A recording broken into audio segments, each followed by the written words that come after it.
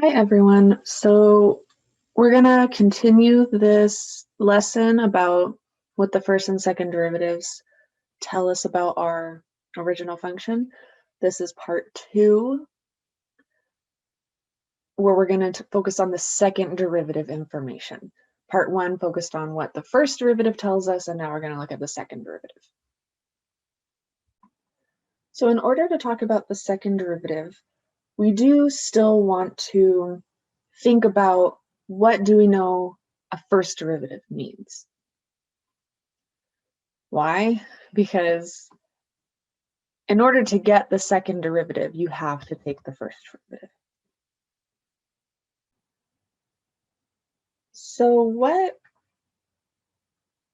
we want to talk about now is recognizing that, okay, the first derivative, which is the derivative of f, represents the instantaneous rate of change of f. So this is an instantaneous rate of change of our function f, which represents graphically the slope of a tangent line. And then we talked about how if f prime is positive, that means f is increasing. If f prime is negative, f is decreasing. This was from part 1 of this video.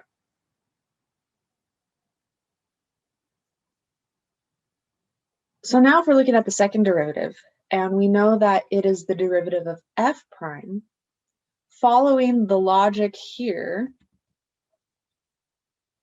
we could say that this must be the instantaneous rate of change of f prime. Okay, so the second derivative is looking at how f prime is changing, which graphically means we're looking at the change in the slopes of tangent lines.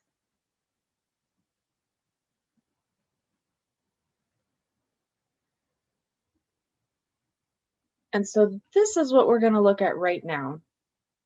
Sketch this and recognize that this tells us something about the shape of our original function f.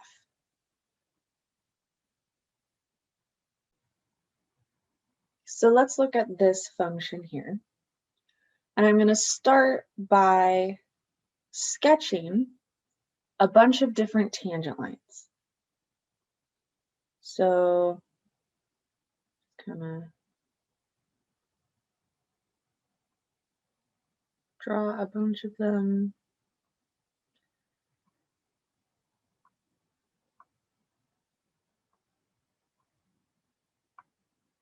This isn't perfect. Obviously, I'm missing some. I'm doing my best, though, to get a good idea of what the tangent lines look like across this whole function.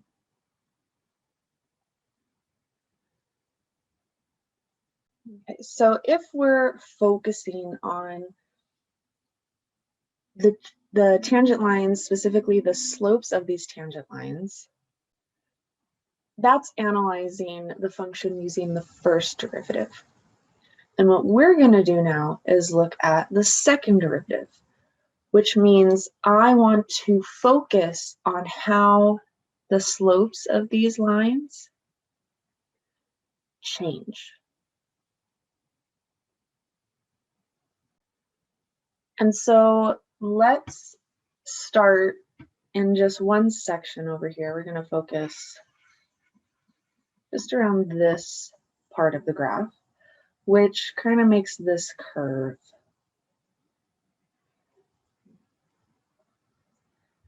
Why does it make that curve? Well, because if we look at these tangent lines, this has a negative slope.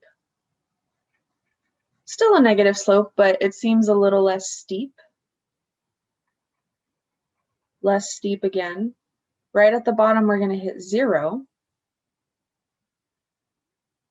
which maybe let's do that in a different color. Right at the bottom here, we're going to have a horizontal tangent line. And then after that, now all of a sudden I have a positive slope. And then that positive slope gets steeper and steeper. And so we can see the slopes of the tangent lines change from negative to positive, which is something we've talked about in the last video. The fact that it changed from a negative to a positive is what makes this point right at the bottom here a relative minimum. But we want to think about the fact that it changed from a steep negative, this is pretty steep, compared to this one over here, right? It became less steep because it was getting closer and closer to 0. Okay, so if this was like a -3, this is only like -1/4 or something. A -1/4 is definitely closer to 0. And then once it passes through 0, now it starts growing to become a larger and larger positive. And so the type of change that these slopes underwent was a positive change, you could say, because it changed your number from a negative into a positive. And therefore, we could say that the second derivative must have been positive, because the second derivative is measuring the change of your first derivative. And so we could see, oh, the first derivative has to do with slopes of tangent lines, and we saw that change was a positive change. And that positive change is what created this shape.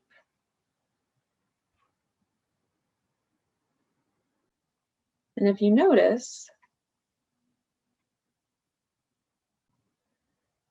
this shape is also over here. And we could see that those tangent lines go from having negative slopes into positive slopes. So this is another place where the second derivative must be positive.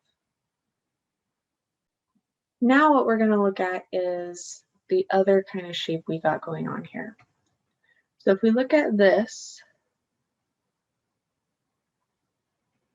part of the graph, we can see that the tangent lines started off as a very steep positive, but it became less steep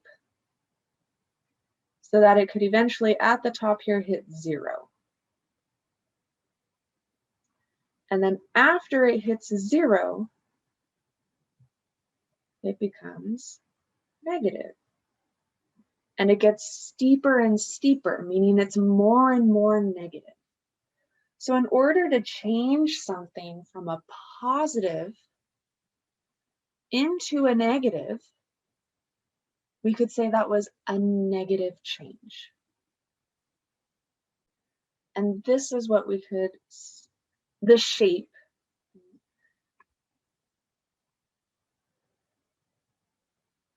means that the second derivative was negative. We see that also happens over here.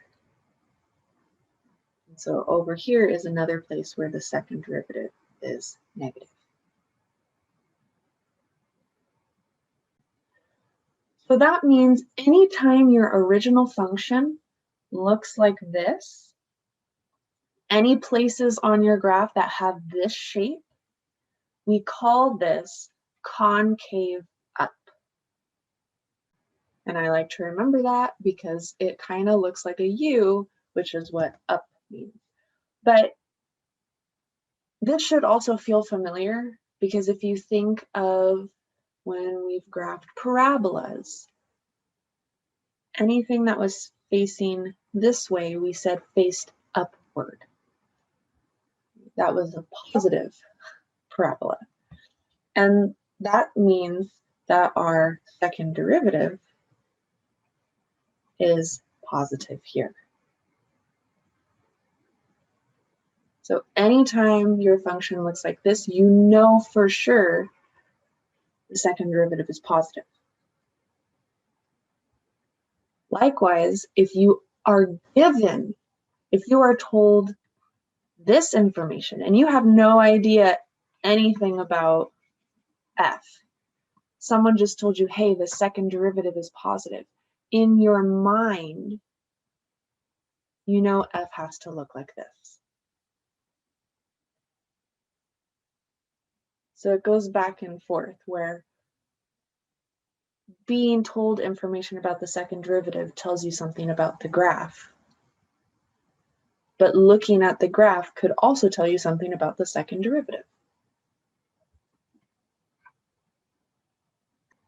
Now, if you have a graph or your function that has parts of its graph that look like this, then that's when we say the function is concave down.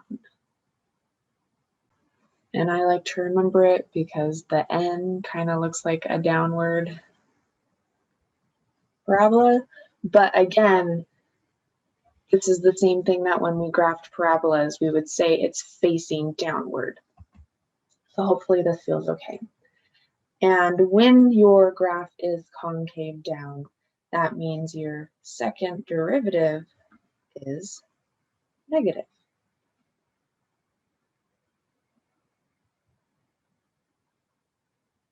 So if you saw the graph and you see some shape like this, you would know the second derivative is negative.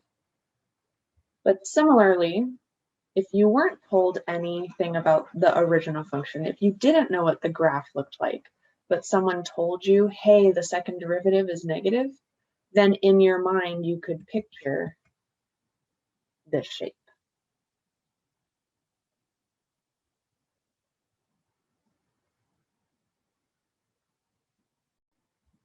So in summary, this is the information that both the first derivative and the second derivative can tell us about the behavior of our graph, the basic shape of a graph.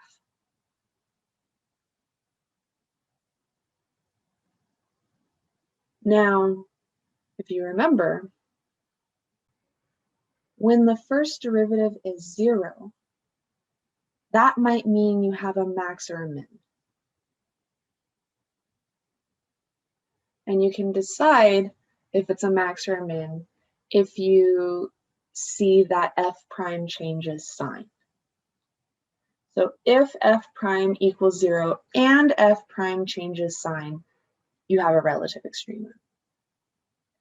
But to start off with, you first want to know when does it equal 0, because that's the place you want to explore. This is an interesting place, and that's why we call it a critical number or a critical point.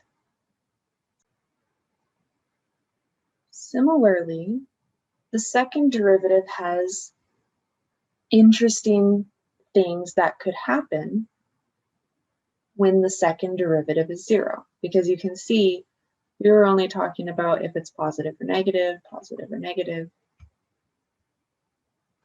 So hopefully the question is coming to your head, but what if the second derivative is 0? First of all, if the second derivative is 0, you should not be able to know immediately if it's concave up or concave down. In fact, it might be neither of those, because this doesn't tell us anything about concavity. What it does tell us is these are places where f might have a change in concavity. So if we come back over to this graph, we can see right in the middle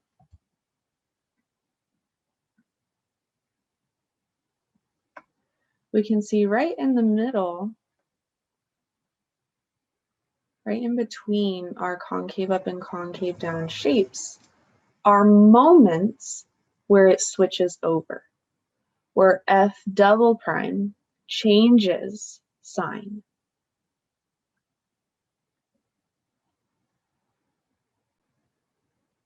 And therefore, in order to change sign, right, in this case, in order to change from positive, concave up, to negative, you'd have to go through 0. And so that must mean F double prime equals 0 here. Same with all of these points. So if you know the second derivative is 0, that might be a place where the concavity changes. And that is what we call a point of inflection.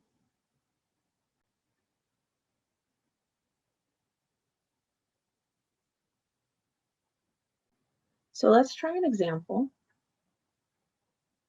Go ahead and pause. I want you to see where F is concave up or concave down. And I want you to see if you can find any points of inflection. Okay, so if we're going to try to find when we're concave up, concave down, that means I want to know when my second derivative is positive, when my second derivative is negative. And for points of inflection, that means I want to know when F double prime equals 0. And once I find those places, I want to check to see that F double prime does change signs. Because just because it equals 0 does not mean it changes from positive to negative or vice versa. So this is just a place we want to check. And the good news is if I just find where F double prime equals 0, that should also help me find these other two things. So let's go ahead and find our second derivative. So first I have to find F prime. That'll be 3x squared minus 12. Second derivative is going to be 6x, and I'm going to set it to 0. And so that means x equals 0 is the place that I'm going to test around to find whether or not there's a point of inflection and when it's concave up or concave down. And therefore, I'm going to do exactly what we did before using the first derivative. I'm going to set up a table to check out all these numbers before and after 0. So I'm going to look at 0. I'm going to be checking my second derivative. So I just need some test points like -1 and 1. And I'm just going to plug them into my second derivative. So if I plug in -1, I'm going to get -6, so that's negative. And then if I plug in 1, I'm going to get +6. And so I'm going to do a little sketch here of what this information tells me about my original function. So before I hit 0, my second derivative is negative, which means my function should be concave down. And then after 0, my function will be concave up. And so the fact that it does change sign, and therefore it changes concavity, you could imagine putting these pieces together And you're going to get something like this, and right at 0 is where that switches over. And so that means I do have a point of inflection here. So I can say, let's do a darker color, so F has a point of inflection at x equals 0 because F double prime of 0 is 0. And F double prime changes sign. Both of those need to be true. Then I can say F is concave down. Well, anywhere before 0. So that means technically from negative infinity all the way up to 0, as close as I can get. On negative 0, because F double prime is negative. And I'm running out of room, but let's just put it up here. F is concave up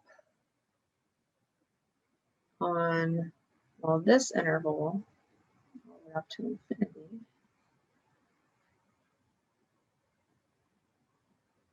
Because F double prime is positive. There we go. So this is just some basic information, right? I'm just analyzing the shape of F using my second derivative knowledge.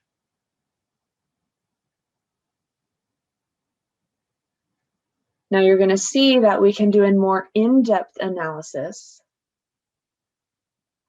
by not just asking questions about the second derivative, but asking questions that our first derivative can also answer. And so a table that has F double prime and F prime would give us a much better idea of what's going on with F. So the last thing I want to talk about here is recognizing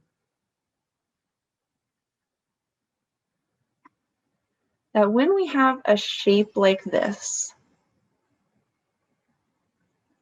we said F is concave down, and that's because our second derivative is negative. Okay. But this shape also looks familiar to something we've already discussed in the first part of this lesson, which is this shape looks like the top of a mountain, and therefore this should have a relative max.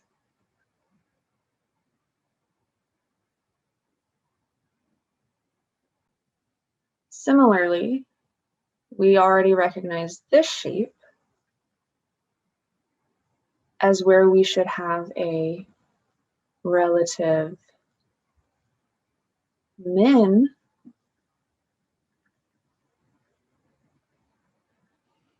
And from what we talked about today, we're like, well, F is concave up because my second derivative is positive.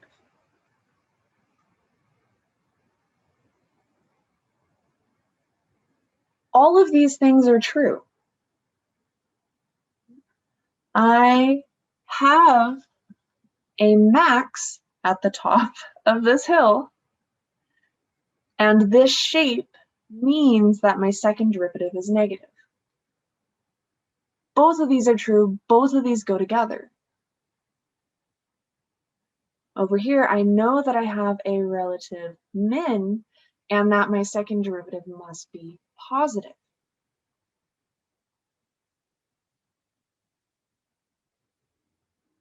And so what this means is that my second derivative can help me figure out if I have a max or a min.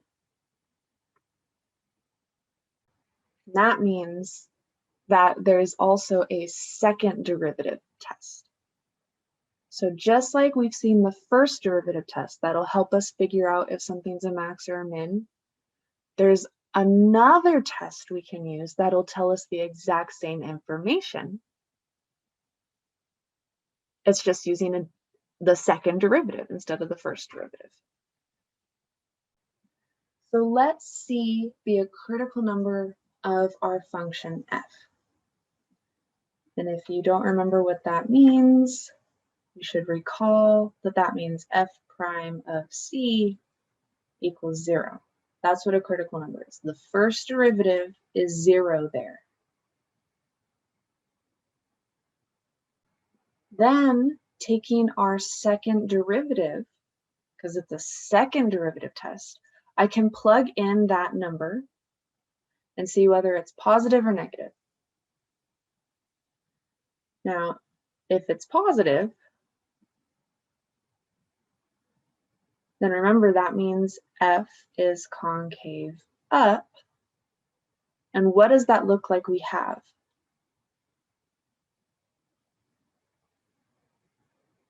That's definitely a relative minimum. Versus if f double prime was negative, then f would be concave down. And that looks like we're going to have a relative maximum.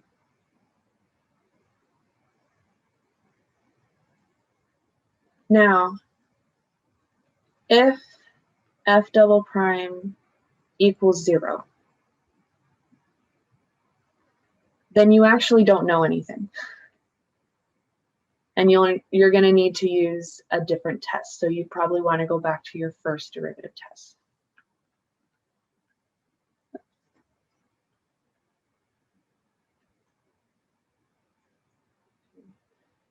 So that's kind of the downfall with the second derivative test, is if for whatever reason you got 0, then you're going to have to use your first derivative test anyway.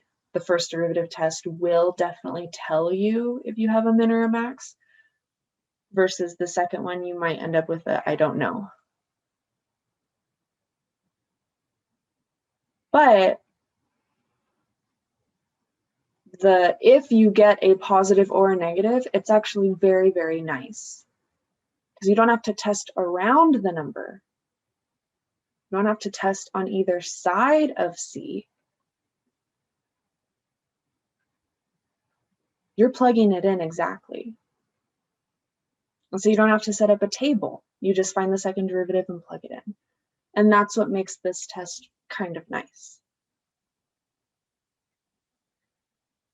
All right. So we're just going to do one example, this function again. We actually already found the min and max in the first part of this lesson, in part 1. But we used the first derivative test. I want us to try to find the min and max using the second derivative test. So go ahead and pause, try it, and then when you're ready, you can resume and we'll do it together. Okay, so in order to find the relative extrema, we first need to find critical numbers, and that means my first derivative has to equal 0. That's how we find critical numbers. And so I'm going to take my first derivative, which is 3x squared minus 12, set it to 0. And we already solved this, but you get plus or minus 2.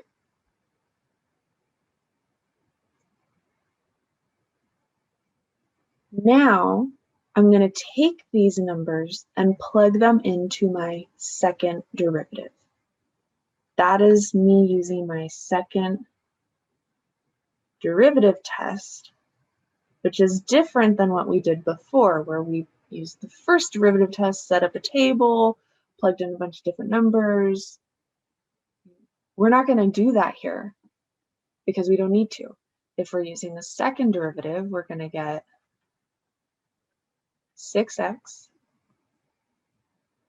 And now I'm going to plug in each of these numbers and see what happens.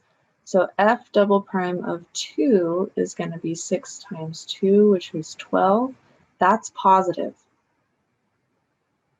If my second derivative is positive, that means f is concave up.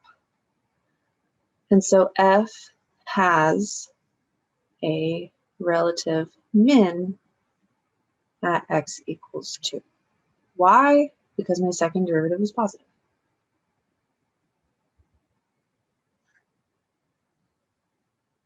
Same thing over here, except I'm plugging in -2, and I see I'm going to get -12, which is negative, meaning I'm concave down. And therefore, f has a relative max at x equals -2. And I'm done. That's it. So you can see that this might feel a little bit quicker if the second derivative is easy to figure out. This is kind of nice. But if your second derivative like involves a bunch of quotient rules and lots of messy terms, then maybe you don't want to go through the effort. But if it's something like this could be very useful to you. All right, so that's it for this video. Thank you for watching, and I will see you next time.